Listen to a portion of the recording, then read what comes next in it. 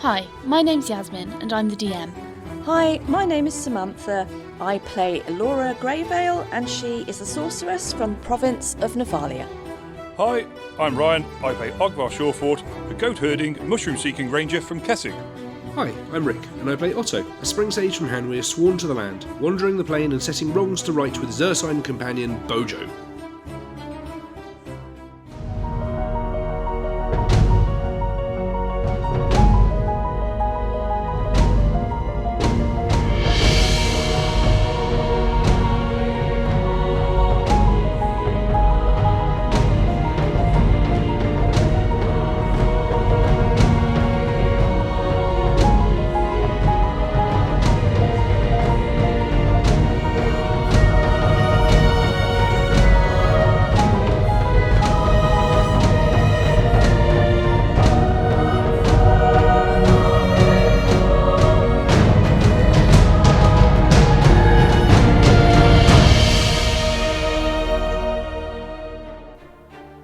It was both fire and fury that took the fight to its bitter end in episode 191. As the sorceress turned her hand to conjuring a spot of precipitation, an out-of-character conflap saw the crew crush the subject of volumetrics. The calculus was not a roaring success, and as such, all attempts to figure it out were promptly swept under the nearest dais. The result of all this was the druid having been doused by the weight of Elora's waterfall and was thusly offered a brief reprieve by the DM, whom herself had, given up the will to live. With Otto and Ogvar having been assaulted in the grisly grip of the grotesque creature's embrace, it was a desperate last-ditch action from Elora, throwing an electrical attack that finally freed her friends. As the abomination was terminated, it was no understatement to say that things were certainly balanced on a knife edge. Otto, in his octopus form, was out for the count, slumped on the floor, slowly suffocating, and Ogvar himself, in a severe state of suffering, also ditched in the dirt. In abject shock, the sorceress merely stood, surveying the repugnant spectacle, watching the creature continuing its residual convulsing before it finally stilled, silence settling on the scene. In an all-too-close scene that went right to the wire, the cephalopod was somehow stabilised by the ridiculously battered ranger before returning to his human form to belay the battle for breath and, indeed, death. Attentions eventually turned to the imprisoned man and the overarching need to return to the fortress. Episode 192. Help on the Horizon. Do you like your tabletop RPGs to be grim, gritty, and grounded? If so, then Legend of the Bones is the podcast for you. A hybrid of dark fantasy audio drama and old-school solo D&D. In Legend of the Bones, the dice rule. There'll be no rerolls, no fudging the dice, no metacurrency. The roll of the bones will determine the character's destiny, and no one will be spared their fate. None shall escape the destiny of bone.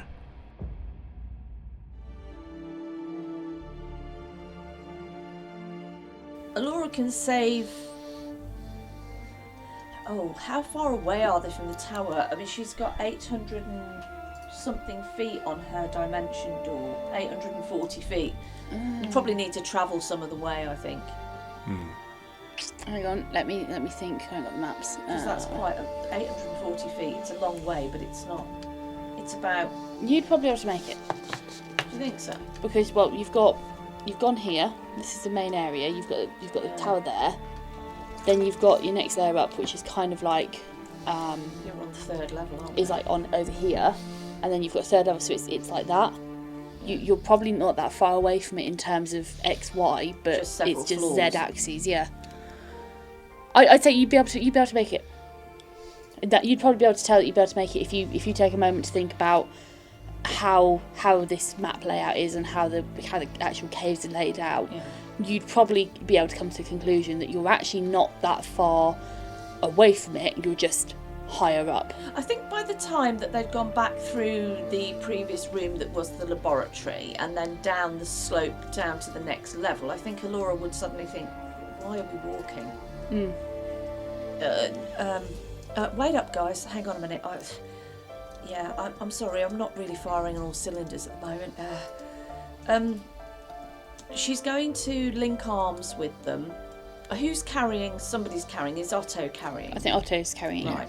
The guy. She's going to link arms with Ogvar and Otto, and she's going to say, "This might be a bit unpleasant, but just hold your breath and then breathe when you get to the other end. I'm going to move us straight back to the tower, like I did with those other people."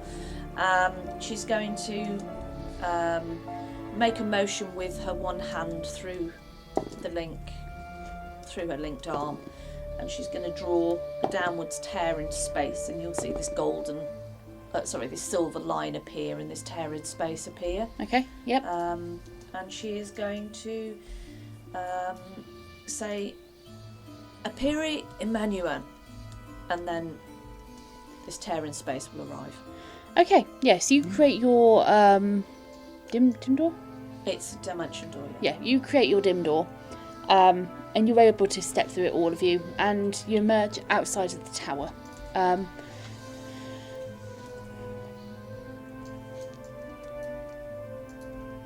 Oh, yes. She hears the tear in space close behind her and stabilises herself for a moment. She says, "Is everybody okay?" She's going to unlink arms. She'll walk towards the door and she'll knock on the door. And she'll say, Cave, let us in. We're back." Well, you can let yourselves in. You were able to walk through Well, I think the door. he barred the door from behind, didn't he? Did he? Yes. Oh, okay, fair enough. Yeah, Cave. Yeah, you hear... Oh, yes, one second. As you hear the sound of a chair moving, then a table moving, then another chair moving. And various clattering sounds as he appears to have barred the door with everything that is... possibly everything that is in the kitchen. Fair enough. And he opens the door and emerges opening the door holding your percolator, Ogvar. Oh, nice. Oh, nothing like timing there, Ogvar.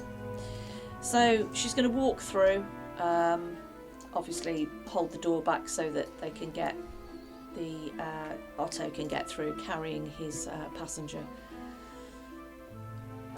and then shut the door behind them. Okay. Can I ask, as you enter, could anyone, make me a d20 roll, please? Bagsy, not me. It's got to be you now, Sam. Yep. Me? Yeah. Really? Yeah, not me gets it. D20 roll. That's a 14. 14. Okay. Yeah. Okay. That's fine. Yeah. I think Elora would stride straight through. I think she would leave the boys to deal with their guest, and she's going to now be focusing on everybody else in the tower to check on everyone else as well first. But I think her first port of call would be to see how where's the elderly lady? Is she okay? Is she still with us? I mean, they haven't been gone that long, have they? But No, you haven't even got that. I mean, she hasn't had her 8 hours in the bedroll, so No. To keep things short, Yeah. and keep things flowing, you were able to go upstairs where they've laid out the bedroll. You see a couple of them. The young lady with the 2 children who she was looking after. They're in the bed. They seem to be dozing. The old lady in the bedroll is still unwell. Still doesn't look well, but is still breathing. Seems to be breathing a little bit easier as she's resting up. right. She's just going to leave her in that. She obviously needs that. She's still with us, so hopefully she'll improve. So what I'd like to know is, what is your plan going forwards? You've cleared the mine. There aren't really any threats left in here. You have left the corpses in the top, almost ritual room. What are you doing? You're stood in the tower. The tower has been erected in the bottom room. You've got a lot of people in here. What is your plan? Well, I think when Elora rejoins the others, Right, we need to decide what to do. Does somebody want to stay here with the others, and a couple of us will go back and see if that dome thing has gone? I'm going to hazard a guess and say it probably has, so that means that we can go and fetch help. Proper help, healing help. Elora, Esther can help. She's got a healing belt, she's got healing abilities of her own. We can bring the ship over here.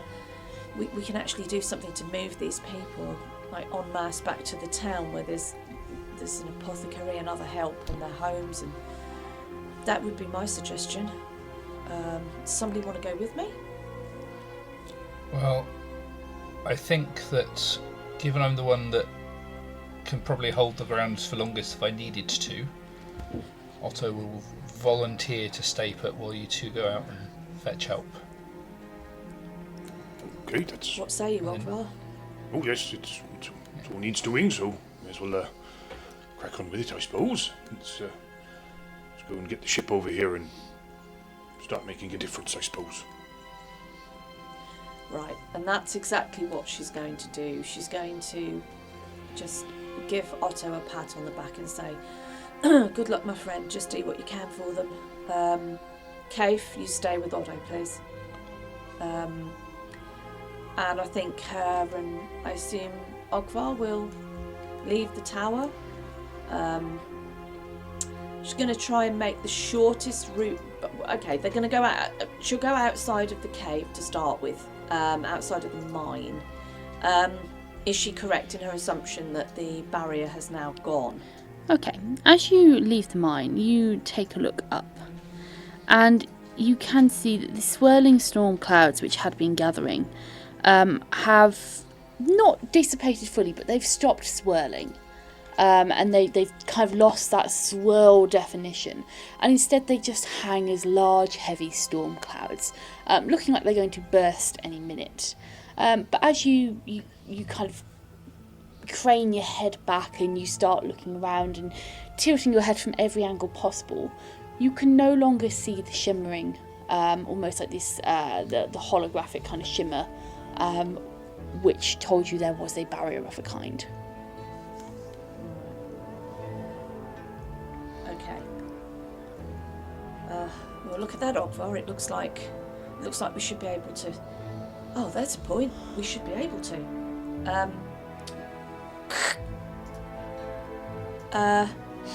Esther, are you there? Can you hear me? Hello, dearie. Is everything all right? Oh my God! You've been gone for a while.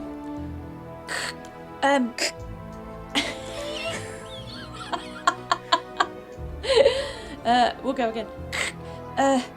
Oh my God, this is. I can't tell you how glad we are to hear your voice. Oh, we've had terrible problems. There's no point trying to explain right now. Ogvar and I are making our way. Well, we were going to make our way back to you, but we wonder if you can make your way to us. Can you move the ship? We're up towards the mountain where the mine would be. Can you see that from there?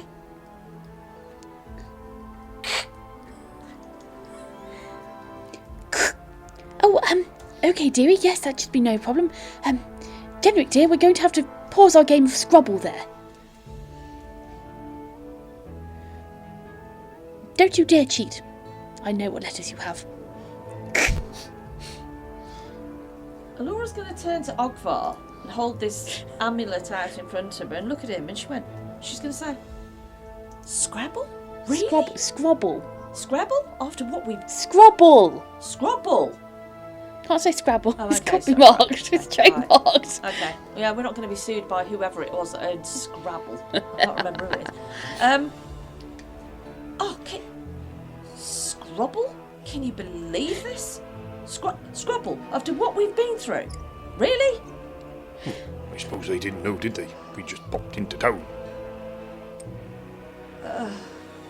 Yeah, I suppose. Well, if they're going to come to us, I guess we just wait here. Okay. So you were waiting for 15 minutes, and you were able to see the ship rise above the tree line in the far distance. You know where you're looking. You're looking over to where the lake was, where you left the ship. You see the ship rise above the tree line and slowly and quietly begin to make its way over towards you, skirting around, not going over the town directly, but rather making a wider loop to come round towards you. And it isn't too long, perhaps it takes half an hour in total for the ship to arrive, as it doesn't set down in the clearing, but it hovers above the clearing for now. And as you watch, you're able to see, kind of peering over the edge, you can see Genric, you can see Eric, you can see Esther, and then just kind of clipping through the bottom layer of the ship as they begin to kind of, as it comes to rest, you see Paul. I forgot his name. You see Paul kind of clipping through the bottom of the ship as he's just he appears to be cutting something. You see the cutting motion, and you see his kind of wispy legs and his bottom half as they dip down the bottom, and you see his elbow making this kind of cutting motion, and then you hear a thunk as his arm drops out and there's nothing in his hand and he's still making this cutting motion, and then he rises back up and you hear a kind of like something's being pulled out of the wood, as you can see like the chopping motion continue. He's very clearly just kind of clipped through the bottom of the ship while he's chopping something, and the knife's just got stuck because the knife isn't incorporeal either.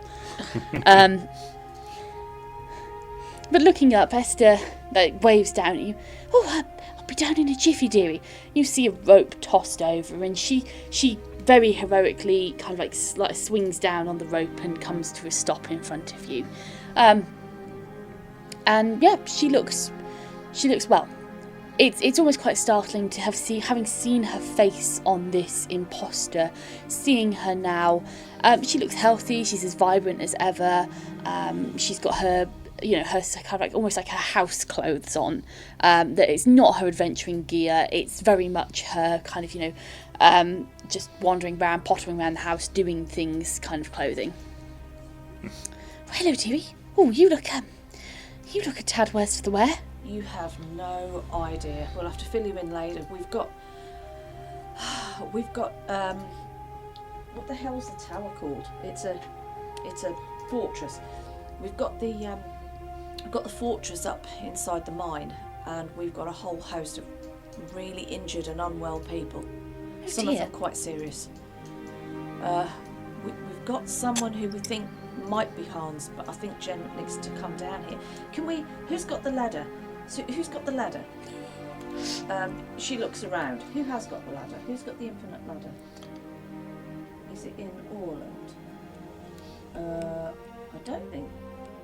Oh yes, it is. Did someone have Orland with them, or was Orland? Yes, I had Orland. Yes, with sorry. Them. Yeah. Orland, could you pass me the ladder out, please? The infinite ladder. All right. And he coughs out the ladder. Yeah. Flings it up into the air.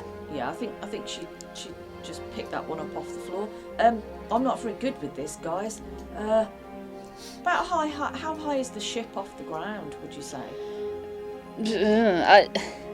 It's not that far. They've dropped it down fairly low. It's probably 50 metres or so. Right, she'll probably wedge the bottom up against one of the overturned mine carts outside to just secure it, and then extend it out to reach the height of the ship. Okay. So that it then goes from the ship down to the ground. We need to get Genric down here. What's his name? Eric, you there? Hello. Can you send Genric down? You need to come down. I want any able-bodied people down here now, please.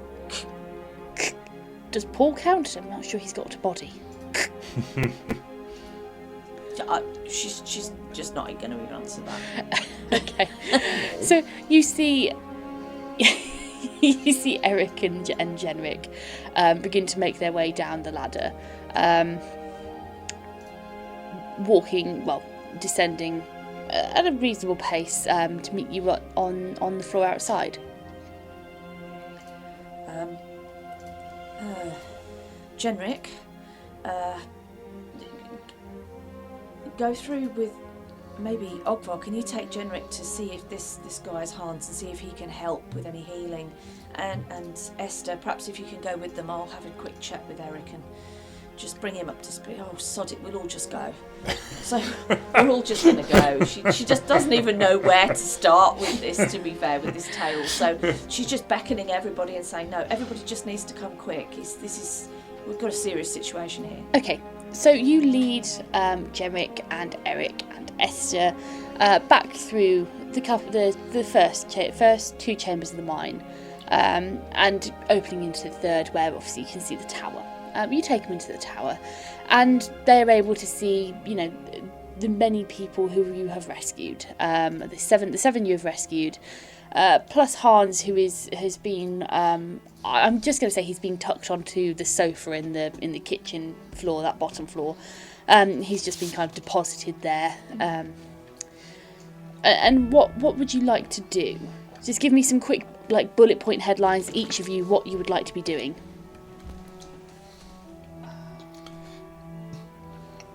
I think the main thing for Otto is just to, although he's exhausted and a lot of pain, he's going to try and just do his best, making sure that these folks are in the different rooms that we've laid out, put an extra hammocks up for them if we need to, that sort of thing. If anyone looks particularly bad, then obviously I'll give him a little bit extra time, but there's precious little he can do in terms of healing at the moment. But when he does get a chance to rest, he will be working on prioritising healing spells. Okay. Yeah, you're able to potter around. You make sure people are comfortable. Cave's been doing a very good job at making sure people are. They've had food. They've got water. He's been running around with little towelettes and flannels that he's found. Changing them out every so often for the people who are carrying a fever. He's been doing a fairly good job, and you're able to help out with that really effectively. Ogvar. Hello. What would you like to be doing? I think now we're all back and we're safe. I think trying to help with Hans is probably the biggest sort of immediate thing he wants to be doing. Okay, yeah. So, I mean, he's not particularly medically trained, so he wants to help, but he doesn't exactly know the best thing to do. He's good at maybe doing a field dressing or something like that, but not necessarily knowing what to do. So he's basically just an assistant at the moment. But he will okay, so if you're fetching, carrying. Yeah. Okay, so yeah, you're able to help out here and there. If you would like to actually make me a heal, or is it heal or medicine? Is medicine an option? I think it's just heal. On the skill sheet. Heal. Or is it just heal? It's heal, yeah. Yeah. Make me a quick heal check, and we'll see what you can kind of glean from that. I've got a +6 and I rolled an 8, so 14. Not massive. 14. Okay, yeah, 14's pretty decent. You're able to look over Hans, and you look at his wounds and you think, yeah, those wounds are, they're not good. They're not brilliant at all, but you're able to kind of get the feeling that overall he isn't actually too bad off. And his state of unconsciousness does not seem to be caused by any significant wound that you can find on his body. Oh, okay. That's interesting. Is he just sort of... Okay. Okay, yeah. No, go. No, ask your question, go for it. No, I was just going to ask Esther, if he seems relatively unhurt, he's not physically damaged. Do you think it's just exhaustion, or is it something more magical or evil? Okay.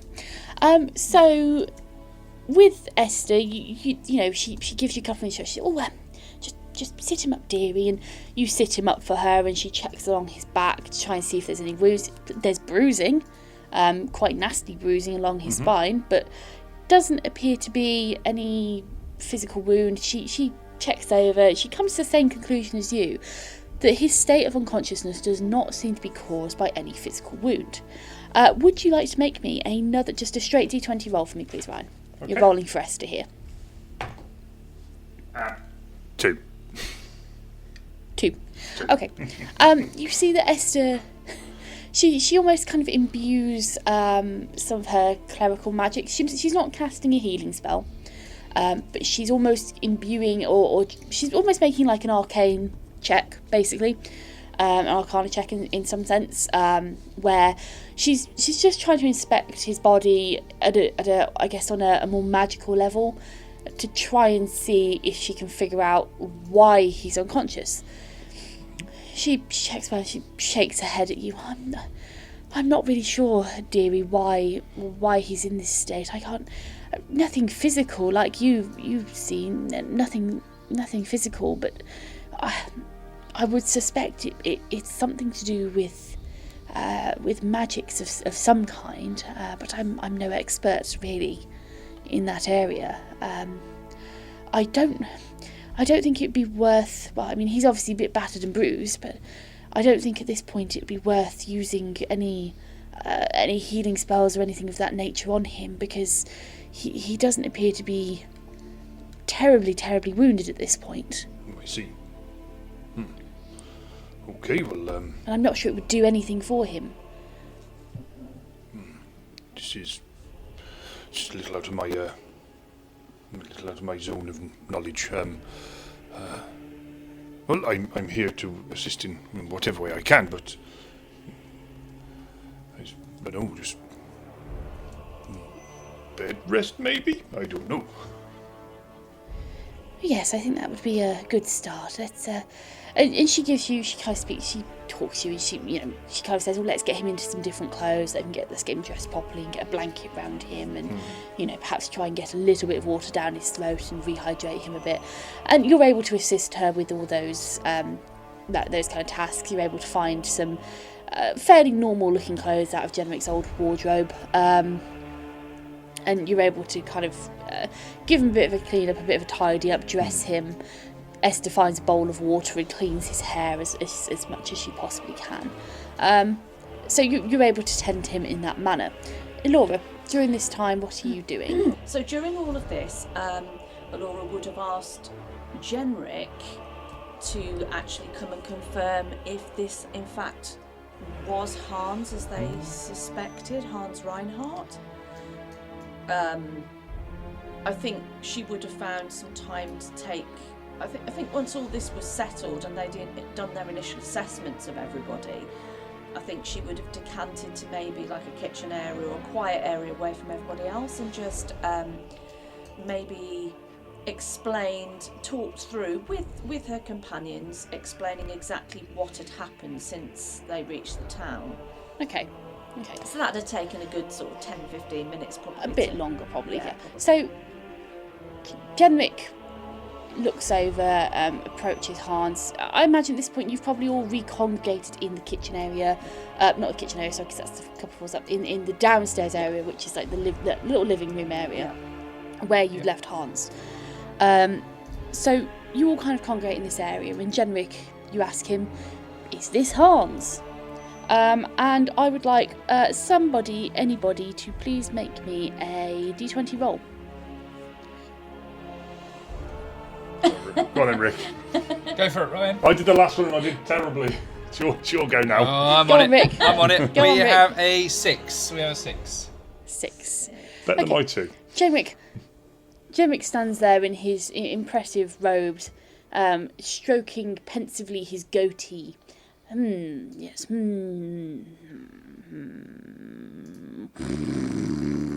Jenric. Well, You must be able to tell. I mean, you've known this guy long enough. I know you haven't seen him for a while, but you must be able to tell. Yeah, he's got a few bruises. yes, well, it has been a great many years, and I think it is Hans, but I don't like what he's done with his hair, if that's so. Could you turn to one of the other villagers and ask, is this Hans? Because they would know. Yeah, you can find a random villager who is currently standing, probably one of the men. You say to him, is this Hans? Do you recognise this man? Random villager A tells you, oh yeah, that's Hans, all right. Yeah, that's Hans. Yeah. Elora will breathe a sigh of relief at knowing that. Okay. So you spend another little while with your compatriots in the downstairs room, having sent NPC number A back upstairs to continue doing whatever he was doing. And you are able to have a discussion about what has happened and what you want to do going forwards. Well, I think the most sensible thing to do is to let these good folks rest here for long enough to get their feet and then get them back up to the ship so that we can at least move them somewhere a bit safer, get them back to the village. If I have an opportunity to sleep, I can offer some level of healing at least. An area of expertise of mine, but I can manage to help. What do you think? Well, yeah, I'd agree with you, but we have popped the ladder up so that the others could get down, and that only lasts for half an hour, unless we leave that and redo it again sort of tomorrow, if you want to stay here overnight. But if you want to get them up there today, then we need to use the ladder now, so we need to kind of bundle them up whether they're ready or not. Well, we could. If it's just as easy, I think we'd be better off using it tomorrow. My thoughts are that a few of them are not in the conditions to be moving. It's only a few hours ago that we rescued them. I think if we push it, we might see some more expire, and anything we need to do to avoid that, if it means slowing us down, I think is necessary. Yeah, yeah, we can do that, unless you want me to take the worst ones and sort of use my dimension door to get them up there. And if you've got enough for everyone, I think it's a fantastic plan. I haven't got enough for everyone, but I can take all the ones that are really injured, like the elderly lady in wrapped in my sleeping bag, and I can take Hans, and all the others that are walking wounded can use the ladder, I'm sure, and I can take the rest. That's not a problem. Well, my vote would be to stay here at least for a few hours more. Get a night's sleep in, everyone. And then the worst ones I can patch up with a little bit of magic, and at least everyone's in one place then as well. We're not trying to split ourselves, trying to defend everyone. Okay, fine. We'd do that. We just let everybody get some shut-eye and some rest, and then we'll get everybody back on the ship tomorrow. Paul will look after the ship, and Eric, Genric, do you guys want to go back on the ship? Esther, maybe you could stay with us. I know you have a little healing help. You've got Kewen's belt that was left behind. Maybe Eric and Genric would like to be in a bit more comfort back on the ship and look after that. Don't really want to leave that unattended, even if Paul is on there. Yeah, right. Maybe convince Ogvar to go up and stay there for the evening. With his bow, he'll stop anyone getting up there, won't he? Yeah, that's a good idea. Yeah. So that's why I was just going to suggest that he is the best one in terms of piloting the ship if there's any problems as well. Yeah, absolutely. Right. Otto and Elora will send Ogvar, Genric, and Eric back to the ship. Okay, yep, they will all go up to the ship. Genric and Eric kind of just saying, well, let me know if you need any help, we'll be down in a jiffy. But nevertheless, they return with Ogvar, who, oh yes, I'll look after the ship. Oh yes, as he goes up the ladder, and you see Murdoch rejoins him, and when you return to the tower in the lower levels of the mine, you've then just got yourselves and Esther with you.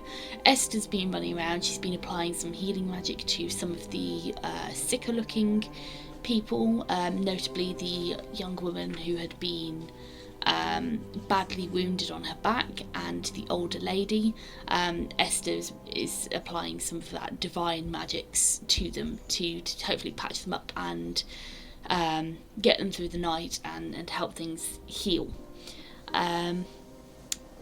As the evening wears on, some food is sent down. Eric appears at the door Paul has cooked up a large meal, enough for all the people in the tower. So I think 10 of you at this point, or no, 11 of you at this point. And he's got a big basket of nicely cooked meal, which he brings to you before disappearing back up to the ship.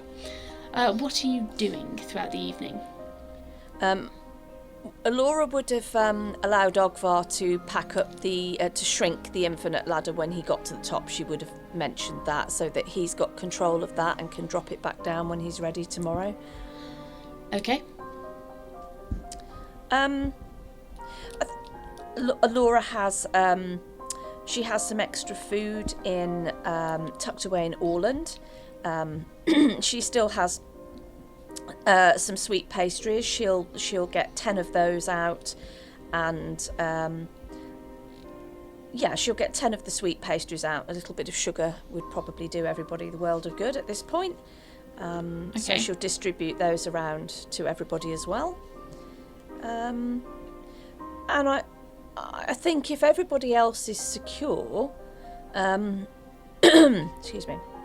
I think if everybody else is secure, I think Elora she'd probably tuck herself up asleep somewhere down by the front door. I think she'd just pitch up somewhere and just try and get some shut-eye herself. Okay, Elora the draft excluder. Nice.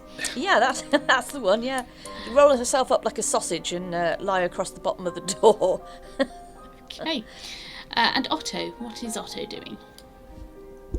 Otto, although he's pretty exhausted already, is going to have to try and push on through the night because he feels that someone needs to be awake and to deal with any problems if they show up. So he'll constantly be on the move, just checking in on everyone, making sure everyone's all right, getting an extra bit of tea or coffee down someone who needs it.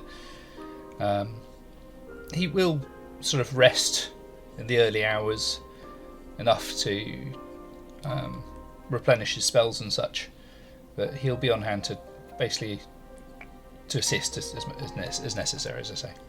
Okay, perfect. You don't have to do a lot throughout the night. Despite having a long rest, or these people that you've rescued having rested while you were busy at the very top of the mine, they are still wounded, they're still exhausted, and they are pretty quiet. They sleep deeply and soundly, so there isn't really much for you to do apart from maybe when the occasional individual wakes up, just kind of get them something, get them back to sleep, settle them down again. So your evening passes quietly, very quietly. I imagine you look out of the windows, you perhaps go up to the top on the battlements, and nothing moves, nothing stirs throughout the night. It's very quiet, and it is in those quiet early hours in the morning when you drift off, you're able to get some shut-eye, replenish your abilities, and recharge yourself. And by the time you wake up in the morning, you are feeling refreshed.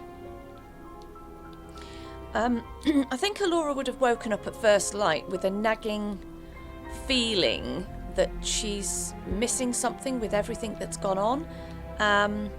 And I think she'd suddenly realised that she feels like a piece of her is actually missing, and she will reach out with an empathic link to try and find Rowan, because she hasn't been in contact with him since they were separated. Okay. You reach out with your empathic link towards Rowan, and you find that he's actually quite content. He seems to be enjoying himself, happy, but you do get the impression that he's perhaps snoozing, relatively close to you actually. Right. Okay. She's gonna briefly just search her person. She didn't feel him come back, but she was very tired and there was a lot of distraction going on. So she's gonna feel down for the pouch. No, he's not on you. He's not on me. He's okay, not on all you. Right. No. Okay, all right. Well, she's not going to worry because he obviously feels content, and if he's content, then so is she for now. Okay. So waking up in the morning, you are able to get yourselves up and ready. Hans has remained in pretty much the same condition throughout the night. A general state of unconsciousness. Esther has been tending to him periodically, and he shows no signs of wakening at this present moment. And as you begin to get ready, you begin to wake yourselves up, splash water over your faces to wake yourselves, get some coffee, get something to eat in the morning.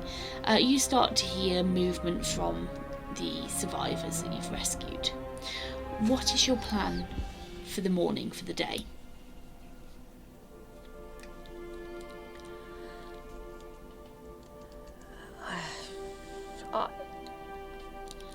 I think probably, I don't know about you, Rick, but I would think that probably, certainly Elora, if not Otto as well, plan to try and get everybody back onto the ship and be able to take them back down to the town, redistribute the people, if so to speak. Yeah, I mean, that's exactly what Otto would be sort of intending. As he said, he's memorised all his spells, so he's full of various healing options, just to make sure that he has got enough to see people through, even to the point of having sort of lesser restorations ready as well if need be. He'd sort of make his way up while everyone's having breakfast, just prioritising those people who have been very badly injured and doing what he can to close their wounds. He's got lost less magic than he used to, but he should have enough there to bring everyone back to, if not full health, at least to functional health, so that we can get them up the ladder or via spell up to the ship and get them back to the town, where I'm sure they'll all be happy to go home. Yeah, absolutely. Elora would be anxious to check on the elderly woman that is in her, basically her sleeping bag, her bedroll. Okay. How is she looking? She is looking better. Esther had prioritised her alongside this other young woman when she did her kind of initial rounds, and she looks better. Her breathing is smoother, but she's still quite old and quite frail. And you imagine some of this experience that she's gone through has not helped her health in an overall aspect.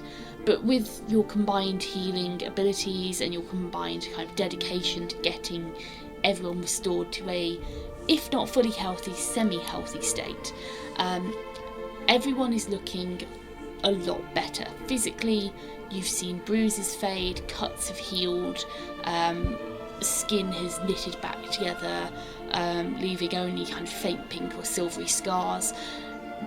But they still look emaciated, they still look unwell, they still look fatigued. No amount of magical healing is going to repair that damage born of extended a period of capture and abuse in that way. So they don't look healthy, but in terms of, I suppose, in terms, if you want to take it better, in terms of HP, they're all full HP, essentially. They're just experiencing the effects. It's the non-physical effects that are going to take a while to heal. Yeah. No You'd amount imagine of magic's going to fix that. Yes, exactly. Like, there's going to be a lot of mental effects, probably for the children, and you would imagine that this older lady, who you've all been particularly worried about because she has been so unwell, you could imagine that her lifespan, her natural lifespan, has probably been shortened by this ordeal. The stress that her body has undergone. You know, you've healed her up. You know, she's healthier, but the long-term complications, you imagine that, you know, she's not the youngest, but she's probably only got a few years left of her natural lifespan. Whereas had she been in healthy condition, she might have been around for another 5 or 6 years. You could, I think, very well say that, you know, potentially only looking at 3 years for this lady now. Yeah. It's that kind of long-term effect which you are able to see. I think Elora would look at Otto and say, you know, looking at the elderly woman and look to Otto and say, well, at least she's going to live to see her family for a little bit longer yet. Her family at least will get her back. I'm just amazed that she's actually pulled through. Not amazed any of them have. If we hadn't been there when we were, they probably wouldn't. doesn't bear thinking about. It's just terrible. It's horrific. Well, we've done as much for them as we can now. Next step, we've got to get them home. I think we have. I think you're right. Yeah. Right, let's get this lot out, get them up onto the ship, and then we'll get them all taken back to the town.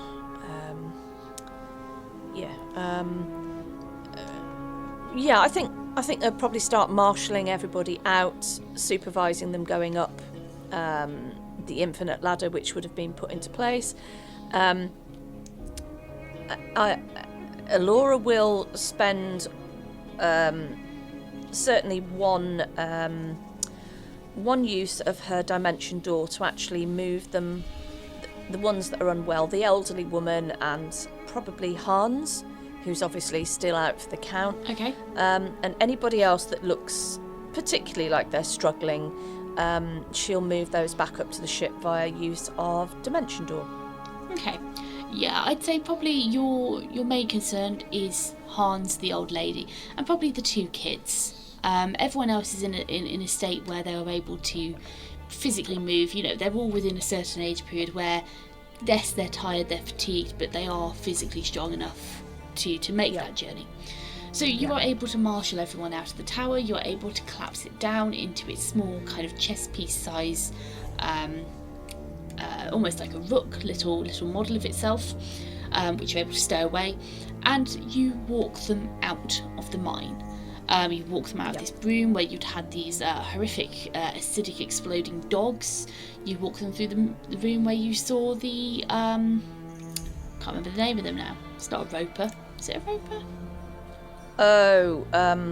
Well, you never actually named it that one, so. They weren't ropers. They were. Yeah, I know what you mean. They're not, definitely not ropers. Somewhere. No, they're not ropers. I'm just going to call them umbrellas. Umbrellas. The dark lurkers. Lurker above was one of the old dark names mantles. for or Dark mantles. Yeah. There we go. Dark mantles. Yeah, you're able to take them through that room, out into the room with the mine cart, or the remains of the mimic / mine cart, and out into the sunlight. And it is very much this effect as you've got some strong morning light coming through, and these people have been in a dark mine for days and days and days with no natural light. And as you come to the entrance, you have this blinding white, as when you're in a cave and you come to an entrance, it is blinding as you're trying to make your way out. And they're like a bunch of pit ponies. Yeah. As you emerge out with all of these people in tow, there's sighs of relief. A couple of them sit on the ground just basking in the morning sun. Some of them shield their eyes and stare up to the sky. It's the relief of being in the outdoors, the wind across their skin, the birds twittering, leaves rustling. These people have been around for 30 summers, some of them, and it is like the wonder of a child as you look at them. The sheer relief as they realise we are actually out, we are free, we can return back to our families, we're going to see tomorrow. And it's a really emotionally charged moment. Some of them cry, even a couple of the men are sniffling and turning away, wiping away tears, just in sheer relief, as they kind of realise, this is it. We're out. We're going to see our families. We're going to have years ahead of us. Obviously, Elora has used. She has in fact used 2 castings of Dimension Door to get the people, the children and the 2 adults that need help to get up to the ship up there. And yeah, I mean, she will wait on the ship. She's looking at this from above, looking down on this from above, just waiting and helping people as they come up the ladder, I suppose, along with Ogvar and what have you. Well, if I can just quickly come back. Yeah. You would have seen, when the tower was collapsed down, as you left the tower, you would have seen the small brown fuzzy form of Rowan, who had hung himself on one of the battlements at the top, detach himself and flutter back to your side, quite seemingly relieved to see you again. Rowan! She's Yep. going to give him a massive cuddle as she's bending down to pick up the little miniature tower to pop back into Orland. She's just overjoyed to see him. She had really, really missed him. She's never been separated from him sort of for that period of time. You know, he's usually flitting around, but, you know, it's been sort of a couple of days, and she's really happy to see him. She's given him a tickle on the belly and everything, so, Yeah. He's happy to see you too, until his happiness and seeing you kind of morphs into, get off me. Gross. And when you've got these people outside, they obviously see the looming ship hovering. It's a sight, something that none of them will have ever experienced before. And actually the ship would have probably been set down, having needed to be recharged and have that period of downtime. So they are able to see this just a ship. The majority of them have never seen a ship before, having lived in a landlocked location for the entirety of their lives. They've certainly heard descriptions or know of the word ship, but not really have a full concept of the association. And of course your ship is not any ship, it is a massive ship. So there is awe, there is trepidation, general confusion as to how a ship has got here in the first place. There's, after all, no water or rivers nearby, really.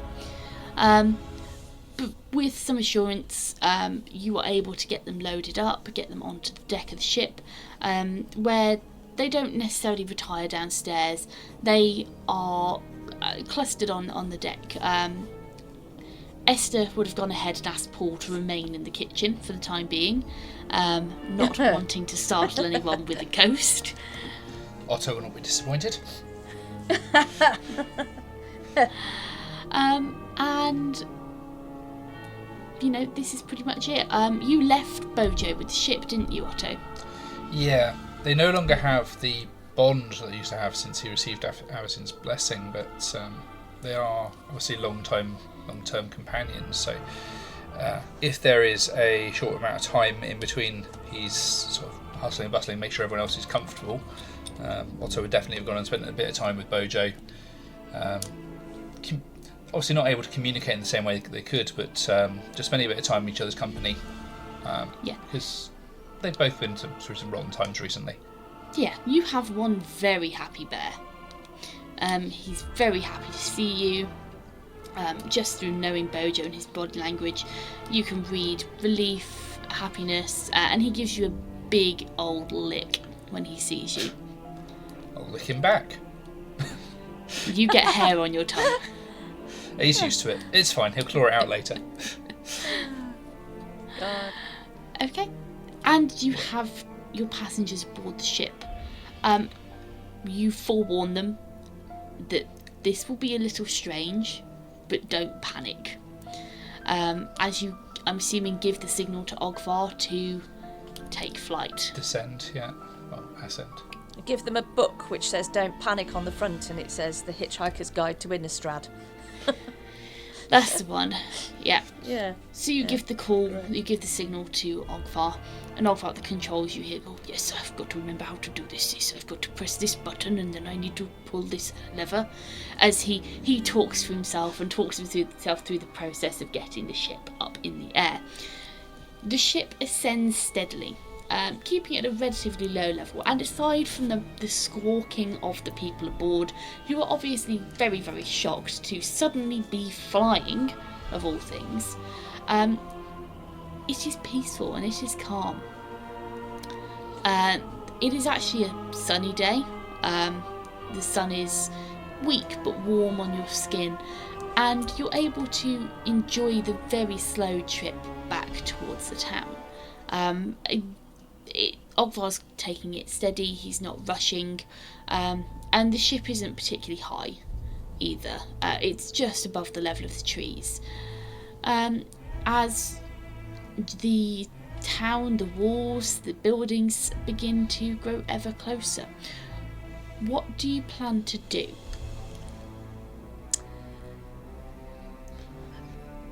Well, I think the plan is, as we said, we get everyone directly back to town as much quickly as we can. If we park the ship outside, maybe get a couple of the kids to wave from the side of the ship so they don't panic and think they're under attack. It is a large black ship after all. Yep. And then if we can essentially just concentrate on getting everyone back to their homes, and then maybe we can sort of rest and decompress a little bit as well once everyone's been sorted out, and go speak to Jenrick, I guess. I mean, we need to see if he's had any more time decoding the books and such. Yep. I think while everybody is busy offloading, obviously Elora would So very quickly, wish just them- to cut in there. Yeah. Are you planning to drop the ship outside of the town or inside of the town palisade? Just outside, I'd say. Okay. Yeah, probably. If we land I in the don't middle of think it, they're there's going to enough panic. room. Yeah. There is some minor panic either way.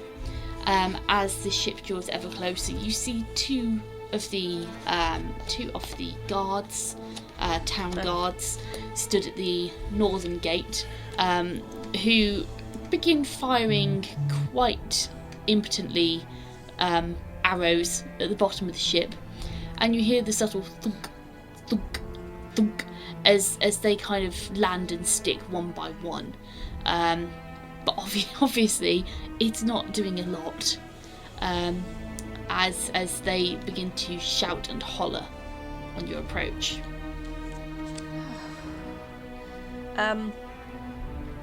Okay, so I guess Elora would be leaning over and waving her hands and saying, "Don't fire! We're friendly! Don't fire! Can Don't you make fire!" me a diplomacy check, please? Oh God, a diplomacy wave. I will, when I found my sheet with my numbers on it, which has just eluded me. Hang on a minute. I'm all tangled up here. Diplomacy check. That's a 16 plus a 5 for a 21. Yeah, okay, that's pretty good. And Rick, high or low? Hi. High. Excellent. 1 second. That's a D8. That's not going to do it.